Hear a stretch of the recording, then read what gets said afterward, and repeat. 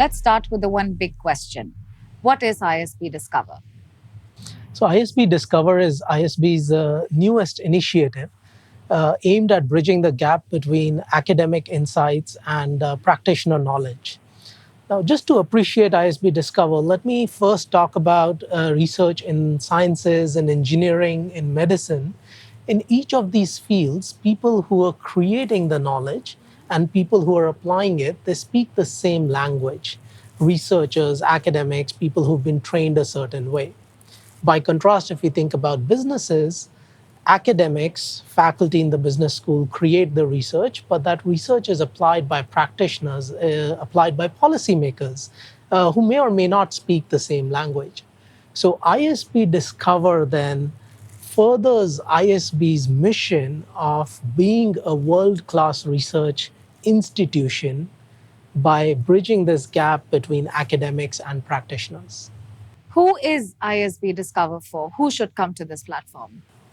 That's a great question. I think if you want me to be very broad, I would say ISB Discover is for any individual who is curious, who wants to learn about the world around us, who wants to learn about how people behave, and who wants to further their career, for instance, right?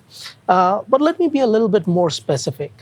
I'd like to talk about individuals, organizations, and policymakers, all of whom I think are target audience for ISB Discover.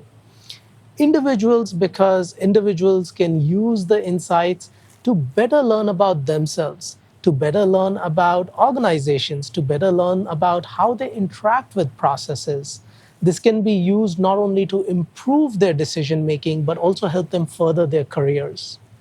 Now, if you think about organizations, organizations can benefit from these research insights by understanding how the complex infrastructure and processes they have created, how they interact with each other, and not only within each other, they interact with people as well.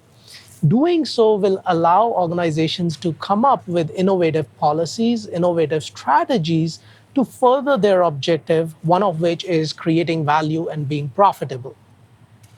If you think about policymakers, policymakers can use the research the same way, understand the ecosystem, understand how processes, people, they interact with each other, but with a different objective.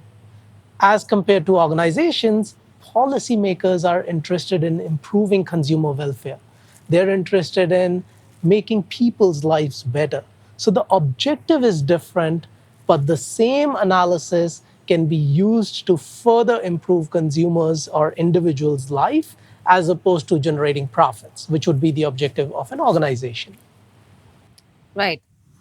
Why do you think it's important for research to be accessible by a wider audience, not just academics? Why should it not stay just within academics?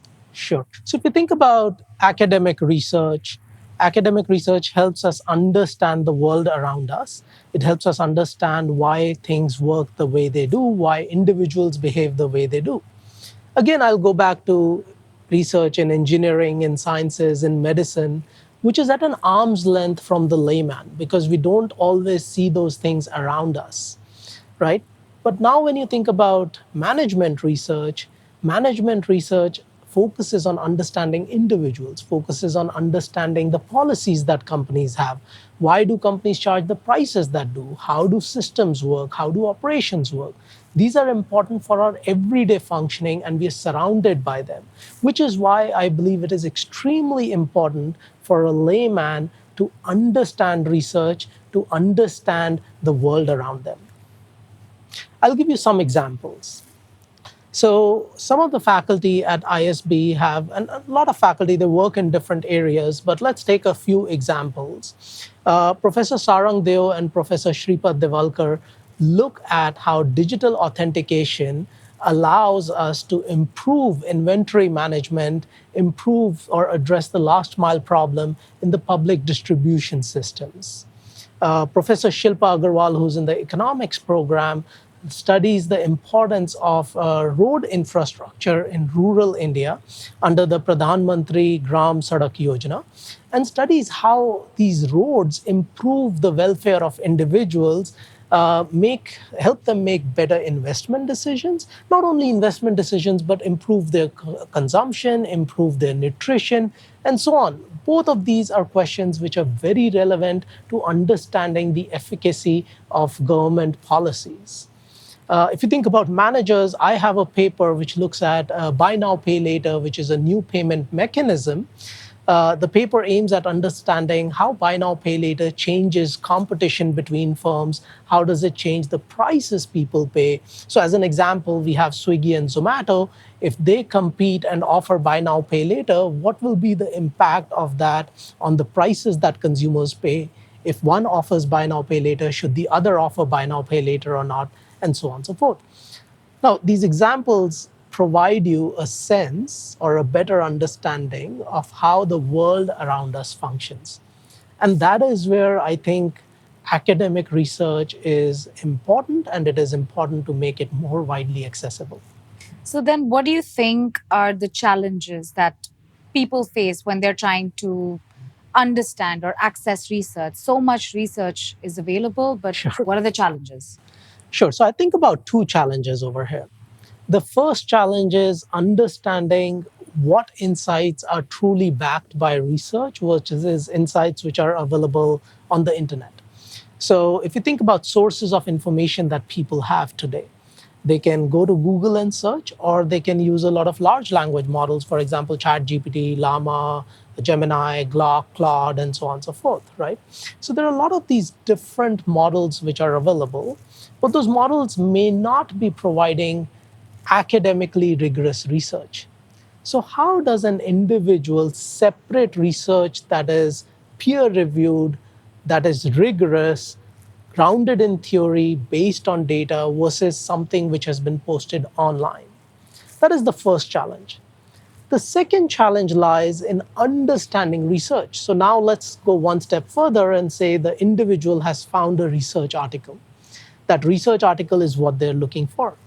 But that research article is written in a way which may not be very easily digestible by the layman.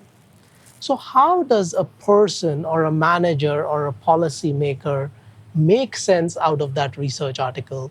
That is the second challenge that people typically face. Great. So, how do you think ISB Discover will bridge that gap for people? So, the way I think about it, ISB Discover bridges that gap by addressing three W's. The three W's over here are: the first one is where, which is where to find that information. The second W is what information to find. And the third W is why, which is why is this information important for me. Now, through ISB Discover, we have a portal where people can search for information, where they can go for research backed insights into not only how they behave, but how firms behave, how policymakers behave, how these systems interact with each other. So that addresses the where part of it. The second part is what information is important, or how do I search this information? This is where we have spent a lot of effort in making sure that the Discover portal is set up in a way that it is easy for people to search for information, easy for people to find what they're looking for, to zoom into the topics that are of interest to them. And not only for people to zoom into the topics, but also for people to get notifications about areas which are of interest to them.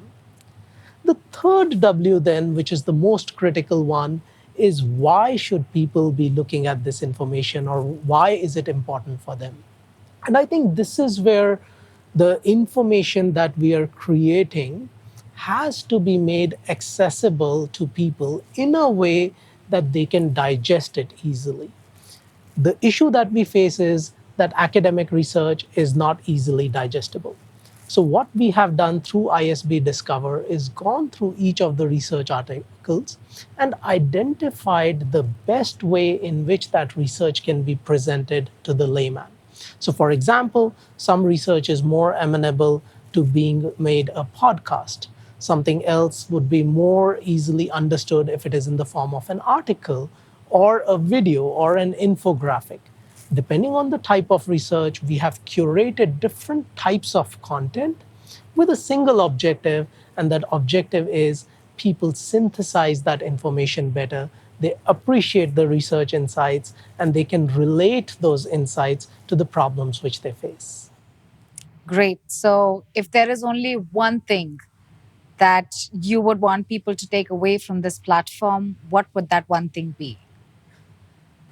It's a difficult question, but if I was to think about one thing which people should take away, any person who's on the platform, I want them to walk away with a feeling that there is a repository of information at ISB Discover, a repository which they would like to revisit next time they have a question about why do I do this or why does this organization have this policy.